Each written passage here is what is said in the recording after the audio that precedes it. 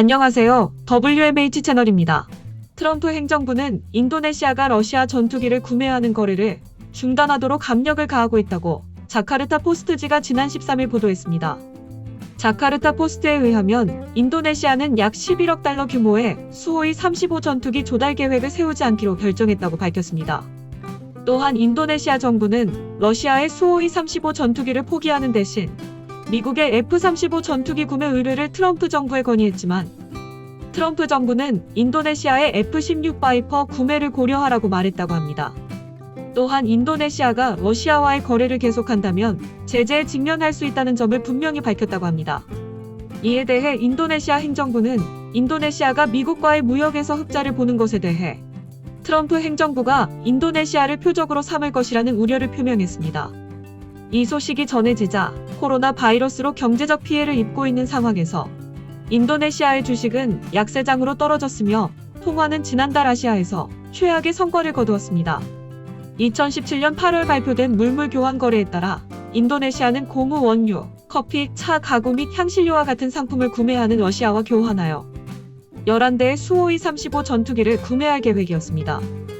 하지만 한국형 차세대 전투기 공동투자개발국인 인도네시아가 이번엔 스텔스 전투기인 F-35를 도입할 뜻을 피력했다는 점에서 인도네시아가 KF-X 대신 다른 마음을 품은 것 아니냐는 시각이 상당합니다.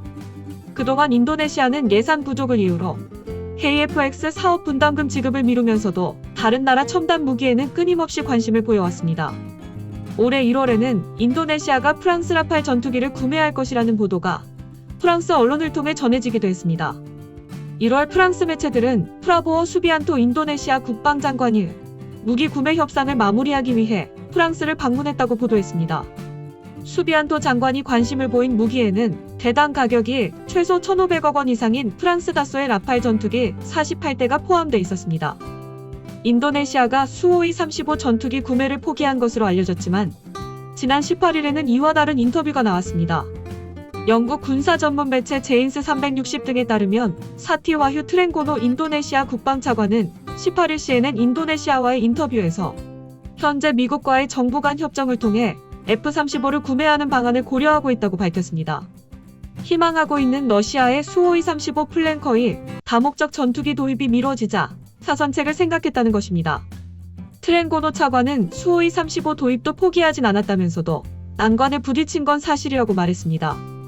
인도네시아의 F-35 도입 계획이 알려지자 방산업계에선 인도네시아가 다른 나라에서 KF-X의 대안을 찾으려 한다거나 다른 나라 전투기에 입질하면서 KF-X의 분담금을 깎으려 하는 것 아니냐는 우려가 나오고 있습니다.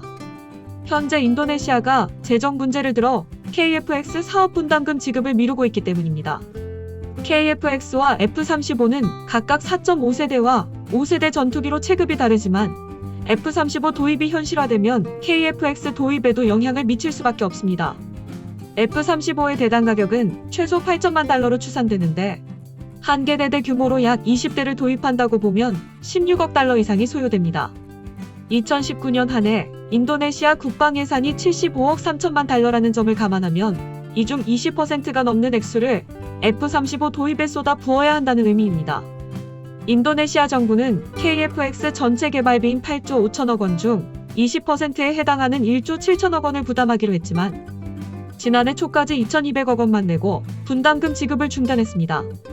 인프라와 인력 개발에 예산 지출을 우선시하다 보니 분담금을 지급할 여력이 없다는 게 인도네시아 측의 설명입니다. 하지만 분담금을 지급할 여력이 없다는 인도네시아 국방부는 지난해 말까지 수호이 35 구매 계약을 체결하기로 했다고 합니다.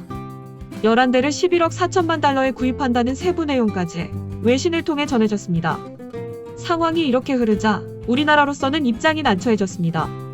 인도네시아를 방산업계의 신남 방정책 국가로 꼽아서 KF-X 사업 등에 대해 공을 들여왔기 때문입니다. 문재인 대통령과 조코 위도도 인도네시아 대통령은 지난해 6월과 11월 열린 정상회담에서 KF-X 사업의 원만한 추진을 협의한 바 있습니다. 같은 해 12월 정경두 국방부 장관도 마흐푸드 MD 인도네시아 정치법률 안보조정장관을 만나 사업 성공을 위한 협조를 당부했습니다. 이런 인도네시아의 이중 행보는 조코 위도도 대통령과 프라보어 수비안토 국방장관의 불협화음이 무기 도입을 둘러싼 혼선의 원인이라는 분석도 있습니다. 하지만 인도네시아는 공식적으로 KFX 사업 지속 추진 의사를 피력해왔습니다. 인도네시아가 단순 협상 차원에서 KFX 분담금 지급을 미루고 있는 건지, 아니면 우리 정부의 KFX 사업 성공 여부를 의심하고 있는 건지 실제 의도를 정확히 알아봐야 할 것입니다.